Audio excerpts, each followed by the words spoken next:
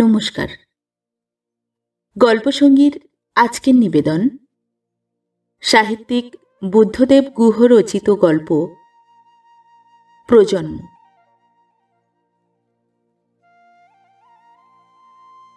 আজও পিয়ন এসে চলে গেছে, খোকার চিঠি আসেনি।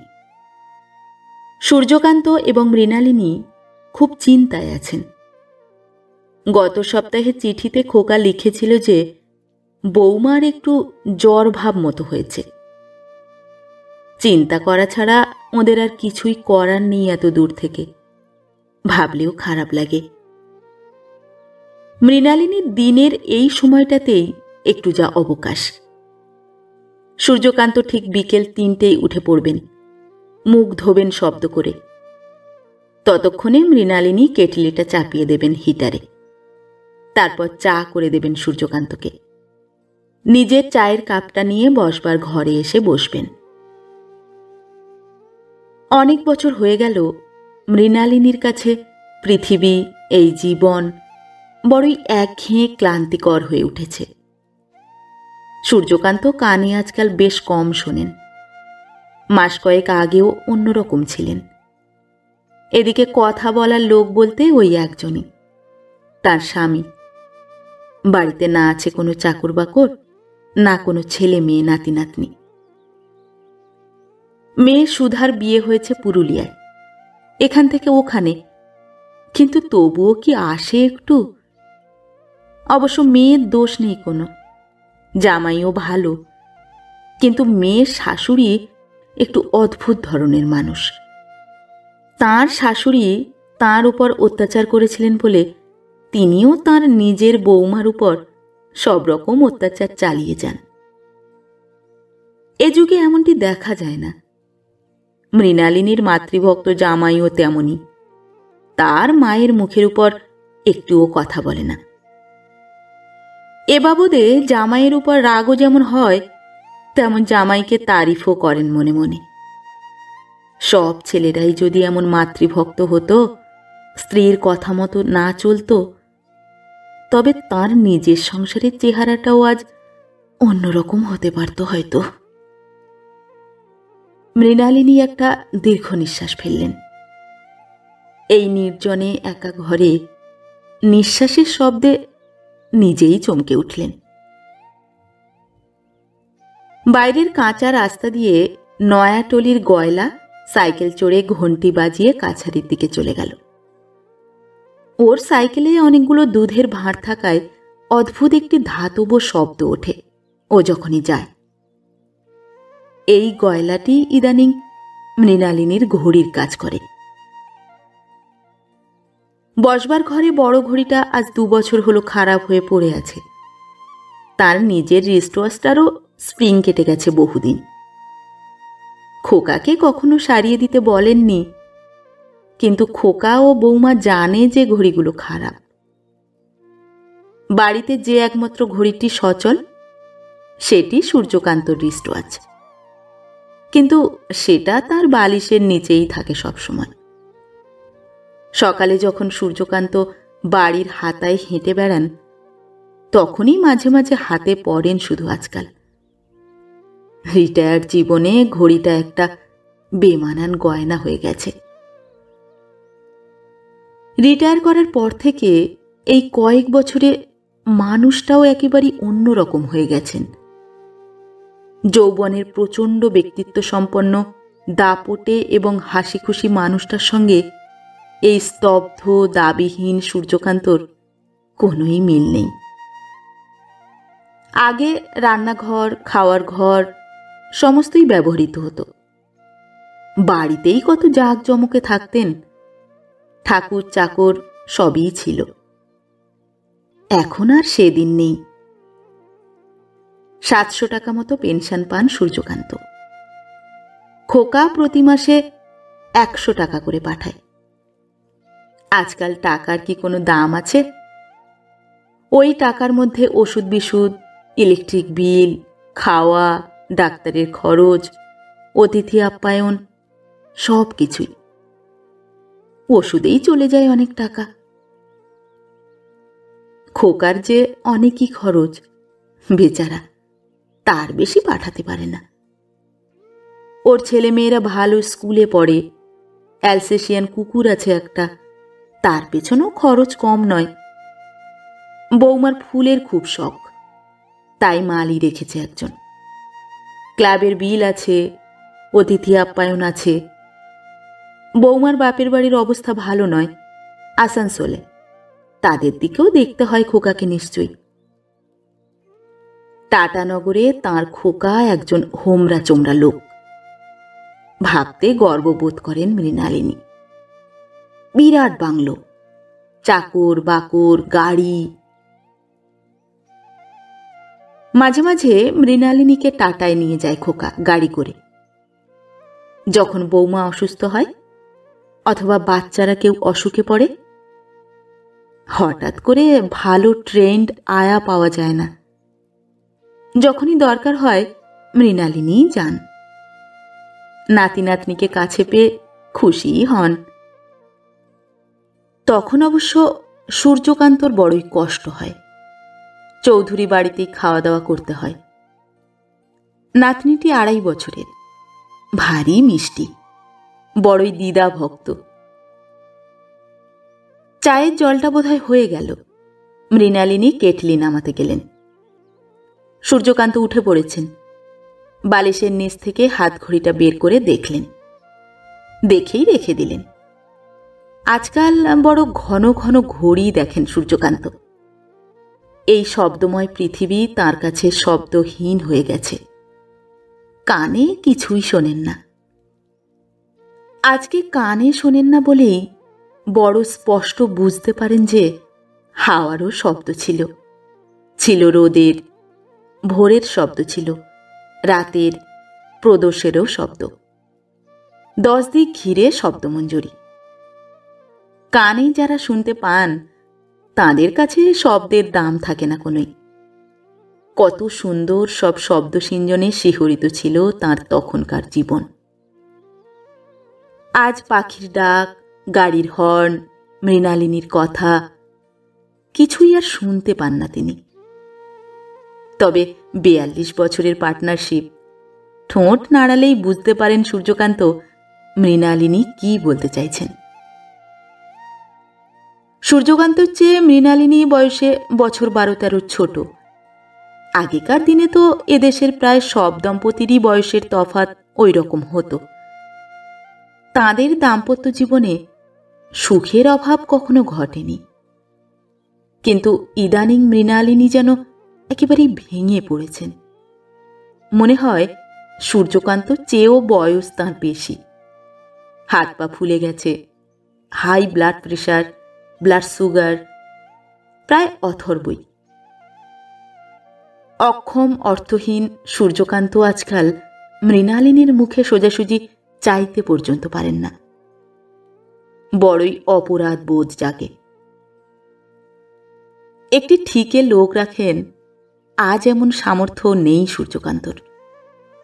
আজকের অপারকতার গ্লানিটা তাঁরই একার। ছেলে মেয়েদের লেখাপড়া শেখানো, চাকরি জোগাড় করে দেওয়া, বিয়ে দেওয়া, তাদের যার যার সংসার গোছানোতেই তার জীবনের যা কিছু সঞ্চয় ছিল সবই গেছে। কোনো ইন্স্যুরেন্স পলিসি ছিল না সূর্যকান্তর। মৃণালিনীকে গর্ব ভরে বলতেন, আমার খোকাই আমার ইন্স্যুরেন্স। বুড়ো বয়সে খোকা কি আমাদের ফেলে দেবে? দেখো না, মাথায় করে রাখবে ওর বাবা মাকে, ও তো আমারই ছেলে। মৃণালিনী চায়ের 2টি কাপ ট্রেতে বসিয়ে রাবারের বাথরুম স্লিপার পায়ে বিবর্ণ বিষণ্ণতার প্রতীক খয়েরি শালটি গায়ে দিয়ে বাইফোকাল চশমা নাকে লাগিয়ে আস্তে আস্তে সূর্যকান্তর দিকে চটি ঘষে ঘষে এগিয়ে আসেন, যেন এক গ্রহের প্রাণী চলেছেন অন্য গ্রহে। আজকাল কানে শোনেন না বলে মৃণালিনীর পদশব্দ শুনতে পান না সূর্যকান্ত। ফ্যালফ্যাল করে চেয়ে থাকেন তার 42 বছরের সুখ দুঃখের ভাগিদারের দিকে। নৈশব্দের শব্দময়তা মাথার মধ্যে ঝমঝম করে। মৃণালিনী কি আজকাল নিঃশব্দে চলাফেরা করেন? সূর্যকান্ত ভাবেন, মৃত্যুর পায়ের শব্দ কি শোনা যায় না? মৃত্যু তবু শান্তির, বড় শান্তির। সেদিন মুখুজ্জে মশাই গেলেন, গত মাসে সিদ্ধেশ্বর গেল। বার্ধক্য, জরা, এই সবই বড় কষ্টের। যাদের টাকা নেই, যাদের অবলম্বন নেই, যারা শুধুমাত্র কোনো ক্রমে বেঁচে থাকার জন্যই নিজেদের বড় সাধের, বড় আদরের পুত্রকন্যার দয়ার উপর নির্ভর করেন, তাঁদের মতো গ্লানির জীবন যেন শত্রুরও না হয়। সূর্যকান্ত নিরুচ্চারে দৃঢ়তার সঙ্গে দাঁতের দাঁত ঘষে বলেন, হ্যাঁ, যেন শত্রুরও না হয়। মৃণালিনী সূর্যকান্তকে চা দিয়ে নিজেও সামনে বসলেন। পায়ে উলের ছেঁড়া মোজা। সমস্ত শীতকালটা প্রায় সারা দিনই মৃণালিনী মোজা পরে থাকেন আজকাল। এদিকটায় ঠান্ডা খুব বেশি, পাহাড়টা কাছে, নদীটাও। আগে ফায়ার প্লেসে আগুন জ্বালতেন, যখন সূর্যকান্তর চাকরি ছিল, প্রতিপত্তি ছিল। শুনতে পান আজকাল অনেক রকম রুম হিটার বেরিয়েছে। এই বয়সে বড়ই শীত করে। সারা পৃথিবীর পাহাড়, নদীর সমস্ত শীত এসে বুড়ো বুড়িদের শরীরে জমে। সাইবেরিয়ান হাঁসের মতো ঝাঁকে ঝাঁকে ওরা উড়ে আসে। এসে ওদের জল ভেজা ফ্যাকাশে হলুদ চ্যাপটা পায়ের পাতা দিয়ে সূর্যকান্তকে, মৃণালিনীকে জাপটে ধরে। হিস হিসিয়ে শীতের শীষ ওঠে। রাতে হট ওয়াটার ব্যাগে গরম জল করে দেন তিনি সূর্যকান্তকে। একটাই আছে, তার জন্য জোটে না। সূর্যকান্ত তাঁর ব্যাগটাই মাঝে মাঝে এগিয়ে দেন মৃণালিনীকে, মৃণালিনীর খাটের দিকে। দুজনে দু বিছানাতে শোন বহুদিন হল। মাঝের টেবিলে নাতি নাতনির ছবি থাকে, কৃতি ছেলে এবং সুন্দরী উচ্চশিক্ষিতা পুত্রবধূর। সারা দিনে রাতে সূর্যকান্ত এবং মৃণালিনীর মধ্যে ৩-৪টির বেশি কথা হয় না আজকাল। কথার কিছু নেইও আর। সূর্যকান্ত হয়তো জিজ্ঞাসা করেন, আজ কি পূর্ণিমা? পায়ের আঙুলে, হাঁটুতে এত ব্যথা হলো কেন? মৃণালিনী বলেন, এই তো অমাবস্যা গেল। সূর্যকান্ত ভুল শোনেন, বলেন, ও বৃহস্পতিবার। মৃণালিনী নিষ্ঠুরের মতো চুপ করে থাকেন। কাহা তো কালা লোকের সঙ্গে বক বক করা যায়। সূর্যকান্ত আজকাল মেনেই নিয়েছেন এই অবস্থা। প্রতিবাদ করেন না, অনুযোগও নয়, চুপ করে থাকেন। ওর মুখটা দেখে শিশুর মুখ বলে মনে হয়। যারা একদিন কানে শুনতেন কিন্তু এখন শোনেন না, তাদের মুখমণ্ডলে কেমন যেন এক অসহায় ভাব ফোটে। অতীতের সমস্ত হাসি, সানাই, গান, ভোরের পাখির ডাক, রাতের শিশির পড়ার শব্দ, সমস্ত শব্দময়তা নিঃশব্দে স্থানান্তরিত হয়ে সূর্যকান্তর মুখের অভিব্যক্তিতে পরিস্ফুট হয়ে থাকে, উঁচু নিচু হয়ে। ব্রেইলি সিস্টেমের লিপিরই মতো কান দুটো এখন অবোধ চাবর কাটা গরুর চোখের মতো কিছু হতে চায়। সূর্যকান্তর মুখে তাকালে বড়ই দুঃখ হয় মৃণালিনীর। নিজের জন্যও দুঃখ হয়, কিন্তু সূর্যকান্তকে এইরকম অসহায় অবস্থায় ফেলে তিনি যে আগে চলে যাবেন, এ কথা ভাবতেও বড় ভয় করে। মনে মনে ঠাকুরকে ডাকেন, বলেন, ঠাকুর, আগে যেন ওকে রওনা করিয়ে দিতে পারি। বাইরে দেখতে দেখতে শীতের বেলা পড়ে আসে। আমার আকাশমণি গাছের ছায়াগুলো দীর্ঘতর হয়ে এককালীন বাগানের সর্বত্র গজিয়ে ওঠা মরা লালচে ঘাসগুলোর উপর পড়ে। মৃণালিনীর মনের মধ্যে বিষণ্ণতা গড়িয়ে যায়। ফুল গাছগুলো যত্নের অভাবে মরে গেছে বহুদিন। মৃণালিনীর এক সময়ে পালিত সিয়ামিজ বিড়ালিনীটির মতো। কবে তা আজ আর সঠিক মনে পড়ে না। আজকাল সন্ধে লাগতে না লাগতেই বাড়ির হাতার মধ্যেই শেয়াল ঘোরাঘুরি করে। আম গাছের ঝাঁকড়া ডালে বসে হুতম পেঁচা দুর্গম দুর্গম করে বুক কাঁপিয়ে ডাকে। অন্ধকার হয়ে গেলেই থমথম করে নির্জনতা চারিদিকে, ছমছম করে শীত। সন্ধ্যের পর কোলাপসিবল গেট টেনে দিয়ে মৃণালিনী ইজি চেয়ারে আধো শুয়ে পড়েন এবং ভাবেন। পুরনো দিনের কথা ভাবতে ভাবতে কোথায় না কোথায় চলে যান। আর সূর্যকান্ত এককালীন জাঁকজমক ভরা, এখন শতছিন্ন কার্পেট মোড়া বসবার ঘরে নিজের আর্থিক সঙ্গতি, নিজের সুখের দিনের স্মারক, যৌবনের দামি ফ্লানেলের ট্রাউজার আর ফুল হাতা সোয়েটার পরে টেবিলের উপর তাসগুলো দুহাতে মেলে ধরেন, বাঁটেন, দান দেন ছুঁড়ে ছুঁড়ে।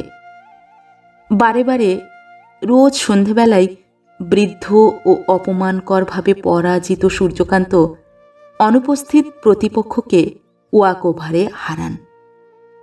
তাসগুলো আবার হাতে তুলে নেন, বাঁটেন, দান দেন। বাইরে শেয়াল হুক্কা হুয়া করে হেসে ওঠে। হুতম পেঁচা আবার ডাকে। মৃণালিনীর মনে পড়ে যায় বহু বছর আগে একবার একটা লক্ষ্মী পেঁচা এসে বসেছিল এই বাড়িতেই, পূর্ণিমার রাতে। রান্নাঘরের পাশে ছোট ল্যাংড়া আমগাছটার ডালে বসেছিল অনেকক্ষণই। সেবারই সূর্যকান্তর উন্নতি হয়, শেষ উন্নতি। সেই সময়কার খোকা আর সুধার ছেলেমানুষ কচি মুখ ও উজ্জ্বল চোখের কথা মনের মধ্যে ঝিলিক মেরে যায় মৃণালিনীর। বোজদাকে অনেক ধরাধরি করার পর খোকার জামশেদপুরের চাকরিটা জোগাড় করেন সূর্যকান্ত। মনে পড়ে সে সময়ই সেকেন্ড হ্যান্ড অ্যাম্বাসাডার গাড়িটাও কেনেন। কিন্তু খোকার বিয়ের পরই খোকার তখনকার কোয়ার্টার সুন্দর করে সাজাবার জন্য অনেক টাকার দরকার হয়ে পড়েছিল।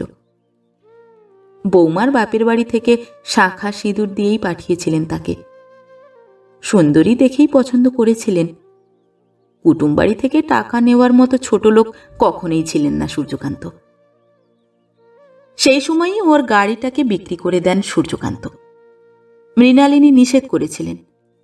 তাও মনে পড়ে সূর্যকান্ত বলেছিলেন, আহা, ছেলে মানুষ, এই তো আনন্দ মজা করার সময়।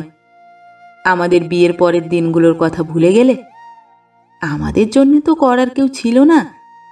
ওরাই তো আমাদের সব। ওদের সুখই তো আমাদের সুখ। একটা টর্চের আলো পড়ল যেন বাইরে। কেউ কি এলো? মৃণালিনী উদ্বিগ্ন হলেন। আশেপাশের বাড়ি থেকে কেউ এলে ভালোই লাগে ওদের, যারা ওদের ঘনিষ্ঠভাবে চেনেন, যাদের সকলের অবস্থাও প্রায় ওদেরই মতো, এক চৌধুরীরা ছাড়া। ওদের ছেলে বউ প্রতি মাসেই কলকাতা থেকে ওদের দেখতে আসে। কত কি নিয়ে আসে ওদের জন্যে, খাবার দাবার, জামা কাপড়। প্রতুল ওদের ছেলে, ইঞ্জিনিয়ার, কখনো কখনো গাড়ি নিয়েও আসে। তখন মৃণালিনী ও সূর্যকান্তকেও নিয়ে ওরা এখানে ওখানে যায়। নিজের কারখানা আছে হাওড়া না কোথায়। ছেলের বউটিও বড় ভালো হয়েছে, যেমন দেখতে তেমনই স্বভাব। কে বলবে নিজের মেয়ে নয়? চৌধুরী গিন্নিকে এমন করে মা বলে ডাকে যে মৃণালিনীর বুকটাও যেন জুড়িয়ে যায়। চৌধুরীরা এলেই নিজেদের ছেলে বউয়ের কথা মনে পড়ে যায় ওদের। বড়ই খারাপ লাগে। কিন্তু একদিন চৌধুরী গিন্নি খোকার সম্বন্ধে কি একটা কথা বলতে গিয়েছিলেন। সঙ্গে সঙ্গে মৃণালিনী বলেছিলেন, আমার খোকাকেও বকাবকি করেই থামাতে হয়। আমাদের জন্য যে কি করবে, কিসে আমাদের সুখ, এই ভেবেই মরে ওরা সব সময়। যেমন খোকা তেমন হয়েছে বৌমা, এমনটি আর হয় না। মৃণালিনী চৌধুরীদের বুঝিয়ে বলেন, আমরা বলি, ওরে আমরা বুড়ো হয়েছি, তোমাদের সুখই এখন আমাদের সুখ। আমাদের নিজেদের সুখ বলে এখন আর কিছু আলাদা করা যায় নাকি? উনিও খুবই রাগারাগি করেন, বলেন একেবারে অপচয় করবে না, আমাদের আর কদিন। তবু কথা শোনে কই ছেলে বউ। চৌধুরীরা বোঝেন সব, মুখে কিছুই বলেন না। এক মা বাবার কষ্ট অন্য মা বাবা বোঝেন। কদিন আগে পাটনা থেকে খোকার এক ছোটবেলার বন্ধু এসে থেকে গেল দুদিন ওদের সঙ্গে। মিলু ছেলেটা বড়ই ভালো, ডাক্তার। পাটনাতে খুব ভালো প্র্যাকটিস মিলুর। বিয়ে থা করেনি, একেবারে একই রকম আছে। মৃণালিনী কি আদর করবেন ওকে? মিলুই যে কত আদর যত্ন করে গেল এ দুদিন তাদের দুজনকে, তা বলার নয়। মৃণালিনীর জন্য শাড়ি, সূর্যকান্তর জন্য ট্রাউজারের কাপড়, বাটার জুতো সব কিনে দিল। ইলেকট্রিক টোস্টারটা খারাপ হয়ে পড়েছিল দেখে একটা টোস্টার কিনে আনলো। আরও কত কি! কত বছর পর যে রসমালাই খেলেন মিলুর দৌলতে ওরা দুজন। আর বড় বড় কই মাছ, ধনেপাতা কাঁচা লঙ্কা দিয়ে তেল কই, তা মৃণালিনীই জানেন। সূর্যকান্তর গলায় তো কাঁটাই ফুটে গেল। ছোটবেলায় খোকা আর মিলু একরকমই ছিল, বড় হয়ে দুরকম হয়ে গেছে। এখানেরই একটি মেয়েকে খুব ভালোবাসত মিলু, রানীকে। রানী এখন দুই ছেলের মা, এক চার্টার্ড অ্যাকাউন্টেন্টের সঙ্গে বিয়ে হয়েছে, কলকাতায় আছে। মেয়েটা ভুলে গেছে, কিন্তু মিলু ভোলেনি ওকে। মৃণালিনীর মনে হয় পুরনো স্মৃতির জন্যই বারবার এখানে ফিরে ফিরে আসে মিলু। বাসারিয়া চড়ুই ভাতির জায়গাতে গিয়ে দুপুরে ঘুরে বেড়ায় একা একা। রানীদের বাড়ি এক রাজস্থানী ব্যবসায়ী কিনে নিয়েছেন, তবু এখনো সকাল বিকেল সে বাড়ির সামনের পথ দিয়ে পায়চারি করে ও। ছেলেটা গভীর, জীবনে অনেক দুঃখ পাবে, ভাবেন মৃণালিনী। মিলুর কাছে মৃণালিনী ও সূর্যকান্ত তাদের সমস্ত অভাব অসুবিধে অতি সাবধানে গোপন করে রেখেছিলেন। বলেছিলেন, এখানে চাকর মোটে পাই না, বুঝেছ বেটা? এ কোনো বাহানা নয়, নইলে খোকা 3টে চাকর রেখে দিত আমাদের জন্যে। কাজের লোকগুলো সব হতভাগা, যদি বা আসে তো দুদিন থেকেই পালায়। লোক না রাখতে পারার অক্ষমতাকে নানা অজুহাতেই ঢেকে রেখেছিলেন মিলুর কাছ থেকে ওরা, অন্য সব অক্ষমতাকেও। মৃণালিনী বলতেন বটে, কিন্তু মিলুর মুখ দেখে মনে হতো মিলু যেন ওর কথা সব বিশ্বাস করছে না। ছেলেটা সব শুনত আর কেমন অবিশ্বাসী চোখে চেয়ে থাকত মৃণালিনীর দিকে। যাই হোক, যে কদিন ছিল বড় হইচই হয়েছিল। কত পুরনো দিনের গল্প, খোকা আর সুধার ছোটবেলার কথা, এই সব কত মজার কথা। গরমের ছুটিতে আম খাওয়া, ওদের শখের থিয়েটার, বাইরে চাঁদোয়ার নিচে গালিচা বিছিয়ে হ্যাজাক জ্বালিয়ে। তখন ইলেকট্রিসিটি ছিল না, কিন্তু অনেকই আলো ছিল মনের মধ্যে। বাড়ির হাতায় ঝিঁঝি ডাকছে একটানা। টর্চের আলোটা কি সত্যি? বাইরে যেন কার পায়ের শব্দও পেলেন মৃণালিনী। এবারে জোরালো টর্চের আলো। অতিথি অভ্যাগত কেউ এলেই ভয় করে বড়। কি খাওয়াবেন, কি দিয়ে আতিথেয়তা করবেন, ভেবেই আতঙ্কিত হন। একদিন এমন ছিল যখন অতিথি এলে ওরা সত্যিই খুশি হতেন, আজ ভীত হন। টর্চের আলোটা আরো জোর হলো, কে যেন কোলাপসিবল গেট ধরে ঝাঁকালো। সূর্যকান্ত নির্বিকার, কল্পিত প্রতিপক্ষকে জব্বর দান দিয়েছেন এইমাত্র। তারপর উল্টো দিকের শূন্য চেয়ারের দিকে মনোযোগ সহকারে চেয়ে রইলেন অনেকক্ষণ। যেন সিদ্ধেশ্বর বসে আছেন উল্টো দিকের চেয়ারে। সিদ্ধেশ্বর তার ছোটবেলার বন্ধু, তাস খেলার বন্ধু। সিদ্ধেশ্বর চলে গেছেন গত মাসে সেরিব্রাল অ্যাটাকে, 4 ঘন্টার মধ্যে। পালিয়েছে শালা, মনে মনে সূর্যকান্ত বলেন। এই ঠান্ডা, নির্জন, অপমানকর, অবসরপ্রাপ্ত অভাবী জীবনের গ্লানি থেকে পালিয়ে বেঁচেছে শালা। মাইজি, কে যেন ডাকল। মৃণালিনী বললেন, কে? সূর্যকান্ত শুনতে পেলেন না কিছু, ফিরতি দান দিলেন। বাইরে চমনলাল কোম্পানির ড্রাইভার জাগ্গু সিং দাঁড়িয়েছিল। সে হাত বাড়িয়ে একটা খাম দিল মৃণালিনীকে। বলল, সাহাব हमारा हाथ से भेजिन, पैसेंजर लेके अभी मैं टाटा से आया। এই ট্যাক্সি ড্রাইভারের হাতে মাসে মাসে চিঠি পাঠায় খোকা। মৃণালিনী ভদ্রতা করে বললেন, বসবে না জাগ্গু? বড়ই শীত পড়েছে, চা খাও একটু। মৃণালিনী জানেন, যতটুকু দুধ আছে তাতে কাল সকালে ওদের চায়ের মতোই হয়তো হবে না, কিন্তু তাহলে কি হয়? উনি হলেন গিয়ে টাটানগরের সান্যাল সাহেবের মা। উনি কি গরিব হতে পারেন? হলেও তা দেখাতে পারেন কি কারো কাছে? জাগ্গু সিং ভাগ্যে সবিনয়ে বলল, নেহি মাতাজি, আপ ভি চায় পিকার আয়ে। জাগ্গু সিংয়ের হাতে চিঠি পেয়ে দুজনেই বড় আশ্বস্ত হলেন। খোকার চিঠি এলেই সূর্যকান্ত তা জোরে জোরে পড়েন।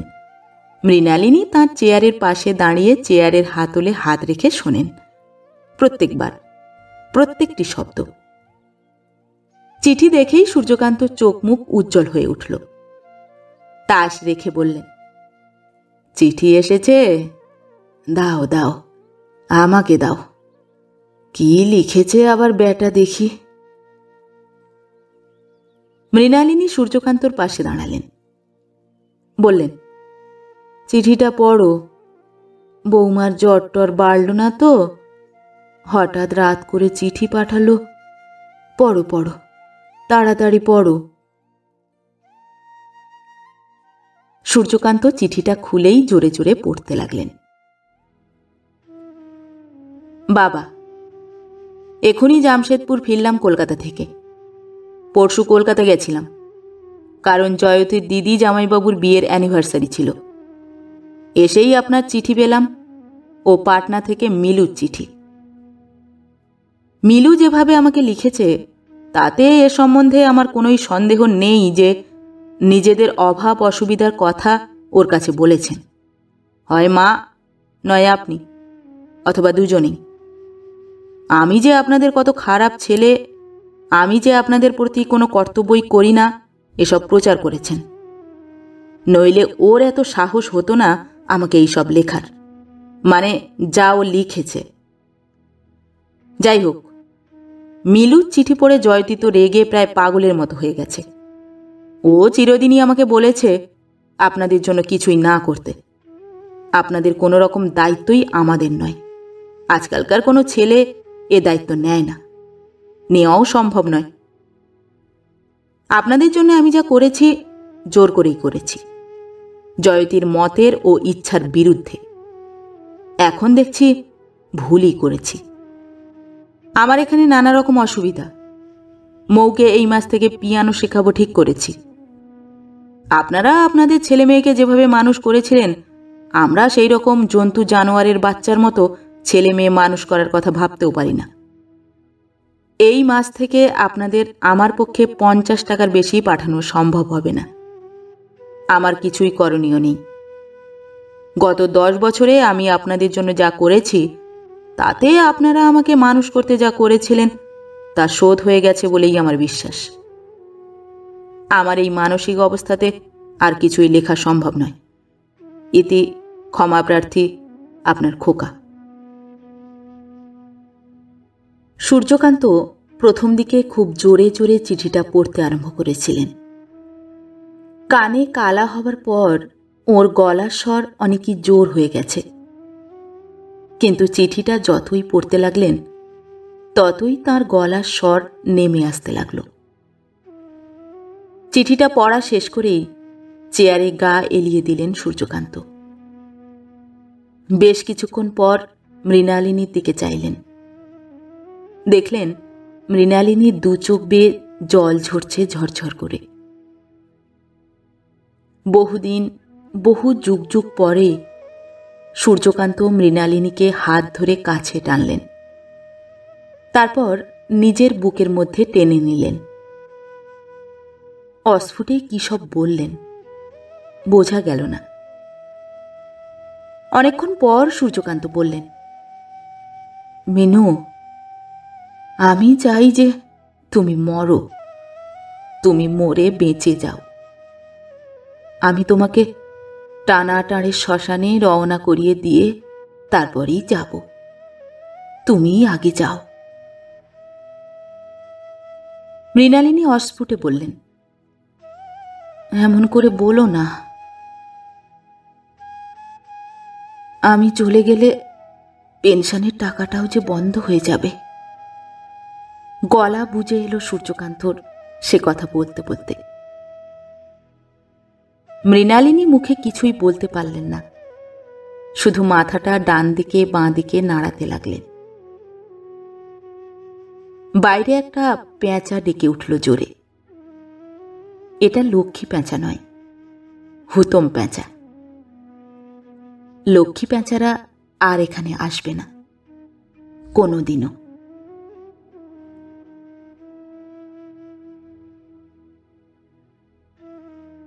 নমস্কার। পরবর্তী গল্প নিয়ে খুব শিগগির ফিরে আসছি।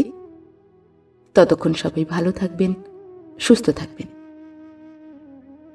গল্প পাঠ ভালো লেগে থাকলে গল্পটিতে একটি লাইক করবেন এবং ভিন্ন ভিন্ন স্বাদের অডিও স্টোরি শোনার জন্য অবশ্যই চ্যানেলটি সাবস্ক্রাইব করবেন।